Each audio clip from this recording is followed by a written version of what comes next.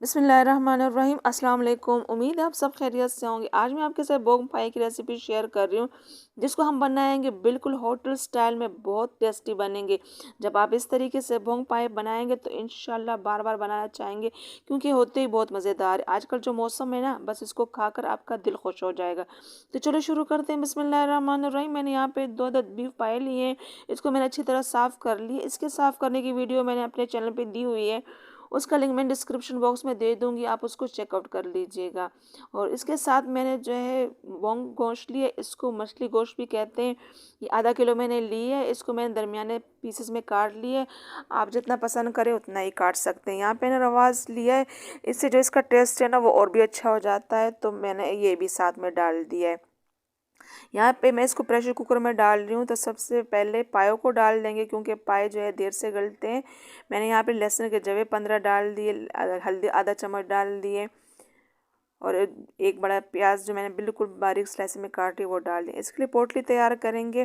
तो इसमें दालचीनी मैंने 4 पीसेस डाल दिए, बड़ी इलायची जो है वो 5 पीसेस डाल दिए। इसमें खुश धनिया 2 चम्मच डालेंगे, ज़ीरा 1 चम्मच डालेंगे, काली मिर्च 8 से 10 डालेंगे, लौंग 4 पीस डालेंगे, सौंफ 1 चम्मच डाल देंगे। इस पोटली को अच्छी तरह बंद कर देंगे, ताकि इससे सारे मसाले निकलें, क्योंकि बहुत सारे लोगों को ये पसंद नहीं होते। साबुत मसाले जब गर्म आते हैं ना यखनी में, तो वो बहुत सारे लोगों को पसंद नहीं होते। तो अच्छी तरह इसको बांध देंगे, ताकि सारा जो टेस्ट है अब वो सारे यखनी में आ जाए। मलमल का कपड़ा लेंगे, इससे जो है ये बारीक होते हैं, तो सारा टेस्ट निकल आता है। हमारे जो पाए हैं वो मज़े के बनते हैं। पोटली को बिल्कुल सेंटर में रख देंगे और पानी डाल देंगे। तकरीबन इतना पानी मैंने इसमें डाला है कि पायों से 1 इंच ऊपर ही रहा। आप जो भी पाए ले रहे हैं उस हिसाब से आप डाल सकते हैं। मैंने तकरीबन 45 मिनट जो है प्रेशर कुकर में इसको दिए थे, तो बिल्कुल परफेक्ट जो हमारे पाए वो गल चुके थे। आप अगर पतीले में बना रहे हैं तो 5 से 6 घंटे लग जाते हैं लो फ्लेम पे। तो हमारे बिल्कुल परफेक्ट जो है पाए तैयार हो चुके हैं। अब इसमें जो है बोंग गोश्त डाल देंगे। बोंग जो है वो जल्दी गलता है, और ये जो पाए वो देर से होते हैं। तो हमने एक साथ गोश्त मछली का नहीं डालना। मछली गोश्त जो है वो ज़रा जल्दी गलता है और पाए देर से, तो ये बाद में हमने ऐड करना हो। जब अच्छी तरह हमारे जो पाए है वो तकरीबन 95% कुक हो जाए, उसके बाद हमने ये गोश्त डालना होता है।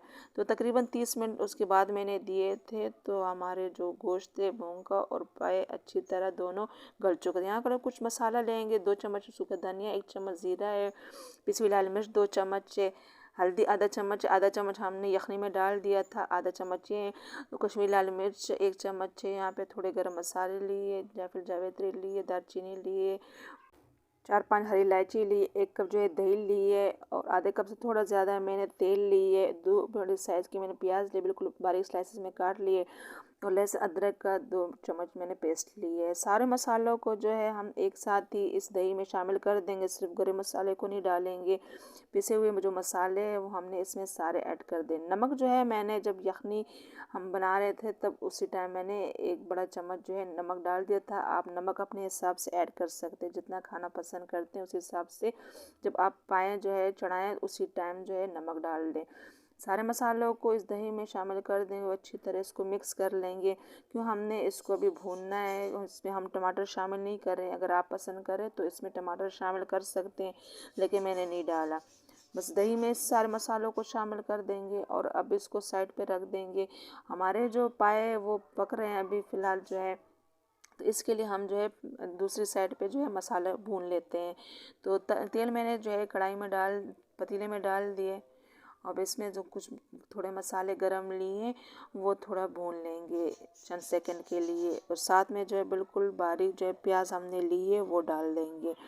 प्याज हमने जो है बहुत ज़्यादा तेज़ डार्क नहीं करना है इसको, बस जो है इतना हो कि इसका कलर जो है तेज़ हो जाए, बस इतना ही। बस इसमें जो हमने दही वाला जो मसाला लिए वो शामिल कर देंगे। बस हमने इसमें जो और मसाले ऐड नहीं करने, सारे जो एक साथ ही इसी में डाल देने हैं। बस दही के साथ इस मसाले को अच्छी, वो थोड़ा सा इसमें रह गया तो वो उसमें थोड़ा सा पानी डाल के वो भी साथ ही डाल दें, किसी चीज़ को ज़ाया नहीं करेंगे। लो टू हाई फ्लेम पे अच्छी तरह अपने मसाले को भून लेंगे, ताकि हमारा अच्छी तरह दानेदार मसाला तैयार हो जाए। दूसरी साइड पे हमारे जो है पाए अच्छी तरह गल चुके हैं, और यखनी भी मुझे इतनी ही चाहिए। अगर आपको और ज़्यादा चाहिए तो आप थोड़ा सा गर्म पानी इसमें शामिल कर सकते हैं।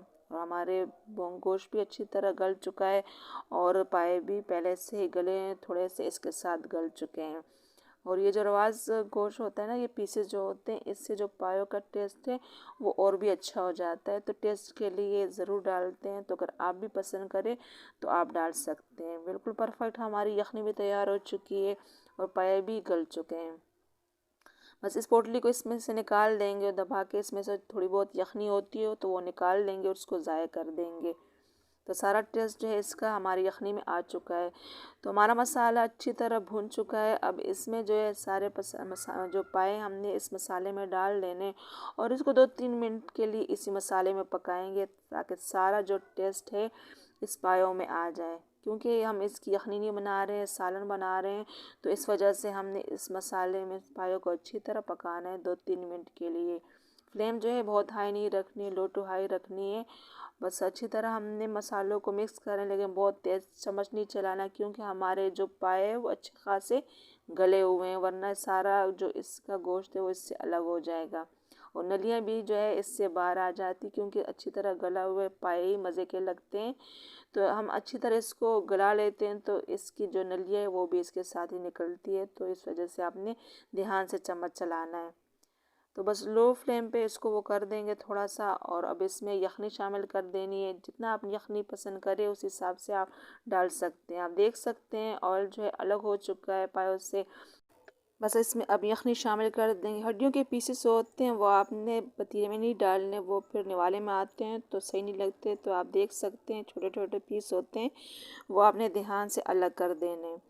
तो हमारी बस मुझे इतनी यखनी चाहिए, शोरबा इसका चाहिए। अगर आपको चाहिए तो आप इसमें और गर्म पानी डाल सकते हैं। बस लो फ्लेम पे 10-12 मिनट के लिए इसको रख देंगे ताकि सारा जो ऑयल है इसके ऊपर आ जाए। ये दम की तरह हमने इसको रखना होता है। तो आप 12 मिनट बाद देख सकते हैं अल्हम्दुलिल्लाह कैसे हमारे परफेक्ट जो है पाए तैयार हो चुके हैं। सारा ऑयल भी है इसके ऊपर आ चुका है और बहुत मज़े के टेस्टी बने। तो ये नान के साथ मैंने सर्व किए तो मैंने इसमें थोड़ा जो यखनी शोरबा ज़्यादा रखा है, आप अपने हिसाब से डाल सकते हैं। हमारा जो भोंग है वो आप देख सकते कितना अच्छी तरह गल चुका है। तो ज़रूर ट्राई कीजिएगा इस ज़बरदस्त पोंग रेसिपी को। मैंने इसके ऊपर जो है हरा धनिया, हरी मिर्चें और जूलियन साइज़ कटिंग में अदरक भी डाल दिए जो इसके टेस्ट को दोबारा कर देंगी। तो मैंने इसको नान के साथ सर्व किया। अब इसको जो है तंदूरी नान के साथ या कुलचे के साथ सर्व कर रहे हैं, इसका जायका दोबारा हो जाएगा। और इसके ऊपर जो है नली का रोगन डालेंगे तो इसका जो जायका है वो और भी इसको टेस्ट को बढ़ा देगा। तो उम्मीद है कि आज की वीडियो आपको पसंद आई होगी। अगर पसंद आई हो तो वीडियो को लाइक और शेयर करना ना भूलें। चैनल पर नए तो चैनल को सब्सक्राइब कर लीजिएगा। Thanks for watching.